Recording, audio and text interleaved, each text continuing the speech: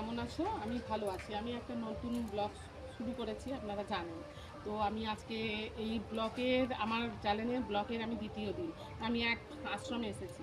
তো এই আশ্রমটা দেখুন, ভেতরে আশ্রমের ভিতরে দেখুন,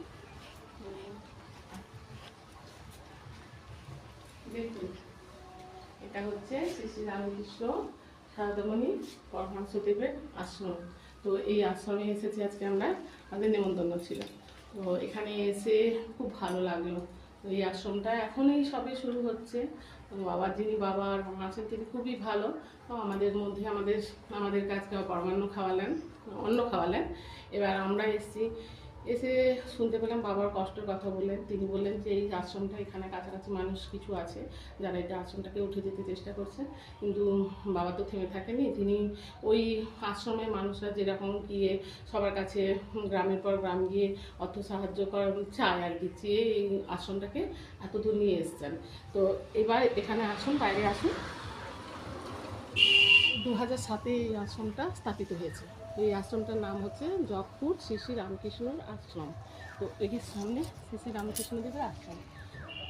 আর এর সামনে দেখুন একটা স্কুল আছে বাচ্চাদের, ওটা হচ্ছে 2016 সালে স্থাপিত হয়েছে। শ্রী শ্রী পাঠভবন, শ্রী শ্রী রামকৃষ্ণ পাঠভবন। তো চক গণেশ, ওখানে এখন বাচ্চাদের ভর্তি চলছে।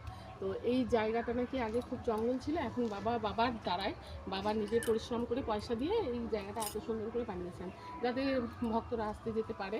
তো হ্যাঁ, না চেয়ার দিতে হবে না। তো এখানে আমরা এসেছি এই চ্যানেলে ভিডিওটা মানে বানিয়ে, এটা আমি মানে বাবার দুঃখের কথা বাবা অনেক কিছুই বললেন, আমিও শুনলাম। তো আপনারা এই কথাগুলো শুনে আমাদের এই বাবাকে একটু সাহায্য করুন। আর আমরাও চাইছি যাতে বাবা উপকৃত হন, মা উপকৃত হয়ে এই আশ্রমটার জন্য একটু এগিয়ে নিয়ে যেতে পারে। এটাই আমাদের কথা। তারপরে এটা আরও একটু বড় হবে, বাবা আরও কিছু করতে চেষ্টা করছে, যাতে যদি পারে মানে এই লোকগুলোর কাছ থেকে যদি বাবা একটু মানে কি বলবো, হ্যাঁ হ্যাঁ একটু হেল্প, মানে আমাদের মানুষের মতন কাছ থেকে যদি বাবা হেল্প পায়, যদি আরও একটু বড় করতে পারে, বাবার মনটাও শান্তি হবে, মাও একটু ভালো থাকবে। তো এর জন্যই আমাদের আশা। এখানে এই ভিডিওটা প্রথম, আমি আবার আসবো, এখানে এসে ভিডিও করে নিয়ে যাব। তো এখন এইটুকু বলে আমার চ্যানেলটা কথাগুলো শেষ করলাম।